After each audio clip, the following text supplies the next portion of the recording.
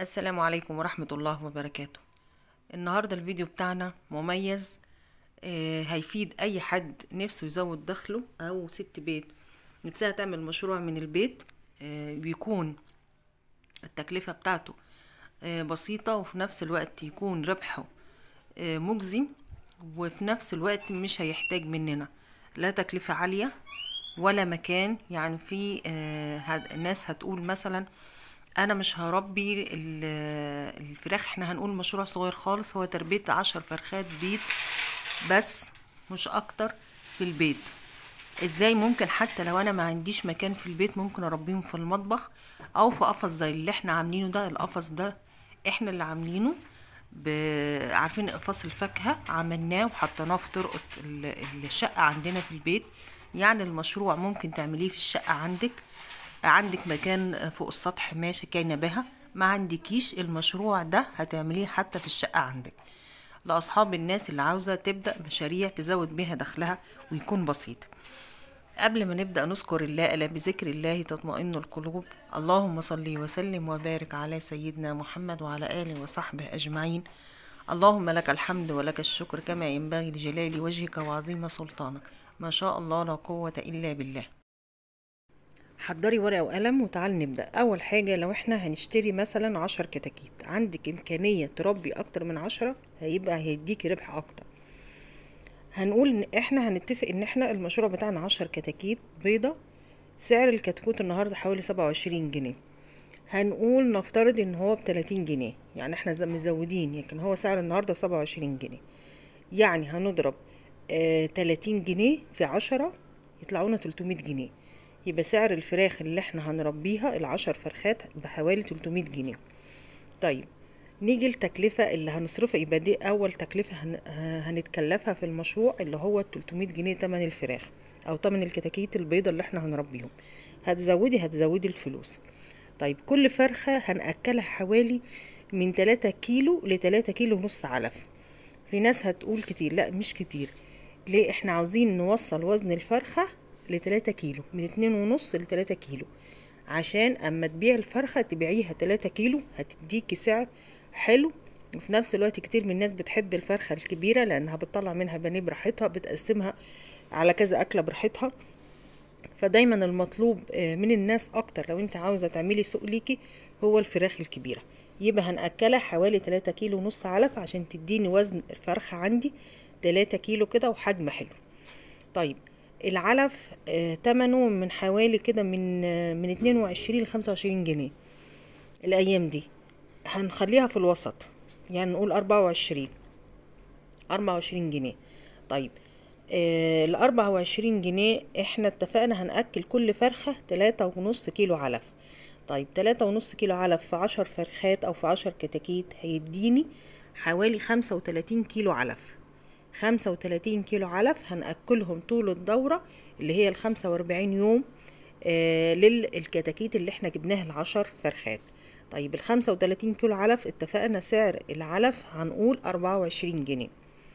طيب اضربي بقى 35 كيلو علف اللي احنا هنأكلهم لل10 كتاكيت اللي احنا المشروع بتاعنا اللي احنا هنربيهم في 24 جنيه تمن العلف.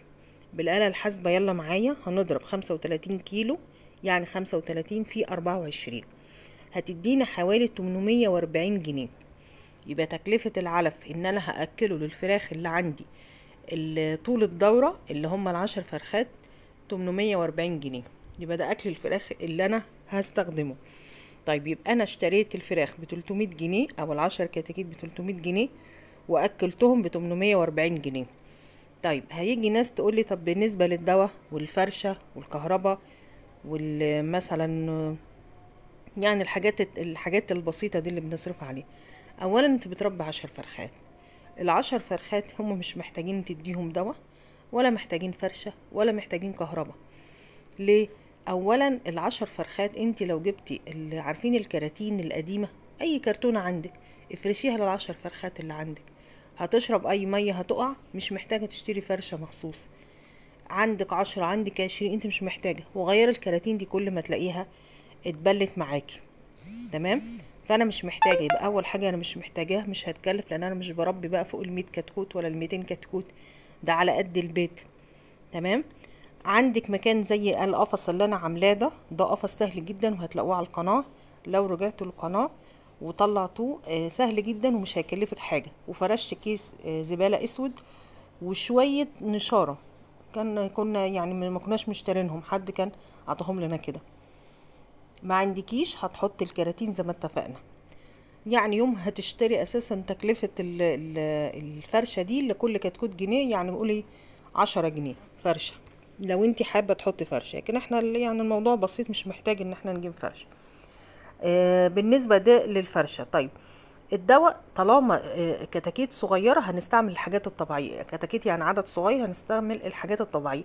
هنستخدم شوية كركم، هنستخدم بصل مع توم مع عصرة ليمونة، ونضربهم في الخلاط ونصفيهم ونحطهم في السقاية بتاعتهم.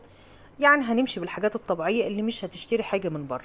التوم موجود عندك، البصلة موجودة عندك، الكركم موجود عندك، الليمونة موجودة عندك، فمش هتتكلفي. وهضيف لكم في الاخر كمان يعني حوالي 40 جنيه احتياطي لو انتوا اتكلفتوا في الحاجات دي. اما بالنسبه للكهرباء، لو ولعتي كهرباء اساسا انت لو حطيتيهم في المطبخ، هي كهرباء المطبخ اساسا شغاله، فانت مش محتاجه تحطي كهرباء. نفترض تحطي كهرباء، قولي تكلفه الكهرباء هتحطيها في الايام الاولانيه حوالي 20 جنيه. هي بس الكهرباء اللي ممكن تتكلفيها لو انت بتربي في مكان مفيهوش اضاءه، مش جوه الشقه مثلا فوق السطح، هي 20 جنيه مش اكتر. يبقى التكلفة هنحسبها دلوقتي. عندي 300 جنيه فراخ زائد الاكل بتاعهم 840 جنيه زائد ال20 كهرباء، هيطلع 1160 جنيه. اجمعوا معايا، حاولوا تكتبوا عشان تبقى دراسة الجدوى معاكم بالارقام. هتطلع 1160 جنيه. يبقى تكلفة الفراخ عليا تربيتهم واكلهم وشربهم وما اشتريتهم بحوالي 1060 جنيه. هنزود 40 جنيه كده من عندنا لو استخدمت دواء، لو استخدمت اي حاجة، يعني قولي 1200 جنيه. انا ده مزوداه ومزودة سعر الكتكوت فوق. على فكرة سعر الكتكوت ب27 جنيه، انا حسبته ب30 جنيه، يعني في فرق زيادات انتوا ممكن تكسبوها في الربح، بس احنا بنقول بالزيادات عشان يطلع معاك الربح يوم ما يجيلك زي ما قلنا، وزيادة كمان بإذن الرحمن. تمام. يبقى التكلفة للمشروع 1200 جنيه. طيب الفراخ طلعت عندي مثلا 3 كيلو، لان انا اكلتها 3.5 علف. تمام. اضربي ال3 كيلو في ال10 فرخات، يبقى انا عندي الفراخ دلوقتي كلهم على بعض كام كيلو؟ يبقى 3 اللي هي وزن الفرخة. احنا اتفقنا هنأكلها 3.5 علف عشان توصل معايا وزن الفرخة 3 كيلو. هتقللي في العلف، يبقى الوزن مش هيوصل 3 كيلو، هيبقى مثلا يعني انت لو هتذبحي على 2.5 كيلو، يبقى انت هتقللي في تكلفة العلف، لان انت مش هتأكلي اللي هما 35 كيلو علف، لان انت ذبحتي مثلا بدري، ما خلتيش تكمل الدورة معاكي لغاية ما يكملوا 3 كيلو كل فرخة. فلو ذبحت على 2.5 هتقللي في تكلفة العلف اللي احنا حسبناها ل 840، هتكون اقل. فالموضوع الربح هتلاقيه في سواء ذبحت على 2.5 كيلو او ذبحت على 3 كيلو. تمام. طيب انا عندي دلوقتي ال10 فرخات، وزن كل فرخة حوالي 3 كيلو. هضربي 3 في 10 هتديكي 30 كيلو، يبقى وزن الفراخ كلها على بعضها 30 كيلو. طيب ال30 كيلو سعر الفراخ النهاردة حوالي 75 جنيه. انا النهاردة الحسبة اللي بنحسبها على يوم الخميس النهاردة اللي هو 4 سبتمبر تقريبا، النهاردة 4، يبقى النهاردة يوم الخميس. ممكن بقى تكلفة الكتكوت تتغير بكرة، تحسبها على تكلفة الكتكوت يوم الجمعة بقى، يوم السبت، وتكلفة العلف. طيب هنضرب ال75 جنيه اللي هو 8 كيلو الفراخ في 30، لان انت هتبيع طبعا لحبايبك اللي حواليكي لجيرانك، مش هتروحي تبيعي للتاجر. التاجر هياخد منك اقل من 75 جنيه عشان هو يكسب هو التاني. فانت دايما حاولي تبيعي للي حواليك، برضه هيطلع لك ربح لو بعت للتاجر، بس احنا عاوزين الربح اكتر، فحاولي تبيعي للي حواليك، لان هم كلهم 10 فرخات او 20 فرخة او 30 فرخة لحد 50 فرخة. حاولي تبيعي لأهلك، لجيرانك، لأصحابك، للناس اللي حواليك في الشارع. تمام. فسعر الكيلو 75 جنيه في 30 كيلو، هيطلعوا ال75 جنيه في 30 كيلو هيطلعوا 2250 جنيه. يبقى انت هتبيعي الفراخ عندك ب2250 جنيه. طيب 2250 جنيه وانا التكلفة كانت واقعة عليا. احنا عاوزين نطلع دلوقتي قيمة الربح. احنا التكلفة حسبناها، اللي هو العلف وتمن الكتاكيت والحاجة اللي هنستخدمها لو استخدمنا شوية حاجات اثناء الدورة، طلعوا بحوالي 1200 جنيه. طيب واحنا بعناهم ب2250 جنيه، هنطرح 2250 ناقص 1200 هيدينا الربح بتاعنا. اطرحوا بالآلة الحاسبة 1250 ناقص 2250 ناقص 1100، يبقى هنطرح 2250 تمن الفراخ اللي احنا بعناها ناقص 1100 اللي هي التكلفة بتاعت التربية بتاعتنا وشراء الكتاكيت، هيطلع معاكي 1050 جنيه. 1050 جنيه ربح ليكي. تخيلي وانتي قاعدة في بيتك، ما طلعتيش برا بيتك، وفي نفس الوقت الربح حلو.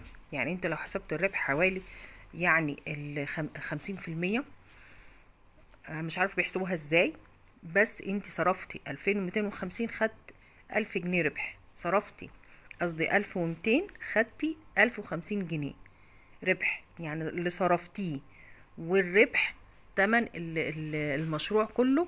المشروع كله اتباع بحوالي 2250 وانتي صرفت 1200، طلع لك ربح 1050 جنيه.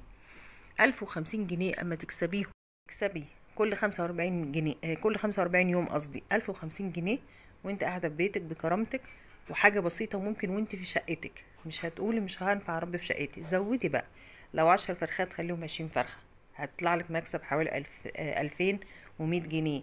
زودي 30 فرخه حوالي 3000. تخيلي اما يطلع لك 3 4000 في تربيه حوالي 40 كتكوت مثلا ولا 30 كتكوت كل فتره. لو اتكلفتي بس ال45 يوم بس اديتيهم اكل كويس وظبطتي لهم المكان ونظفت لهم، هتاخدي مكسب. يعني ممكن ال50 كتكوت تاخدي مكسب حوالي 5000 جنيه وزيادة. 5000 جنيه وزيادة من 50 كتكوت هتربيهم عندك كل 45 يوم. مشروع بسيط ولكنه ربح حلو، واي ست بيت ممكن تقدر تعمله. وما تتحججيش ما تتحججيش بالمكان، لان انت ممكن تعمليه في المطبخ عندك في حته كده في المداريه في البيت، تعملي قفص زي ما احنا عاملينه كده وتطلعي منه احلى شغل.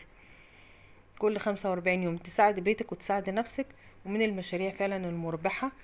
اتمنى تستفيدوا بالفيديو، ولو انتم معايا ما تنسوش اللايك. والسلام عليكم ورحمه الله وبركاته.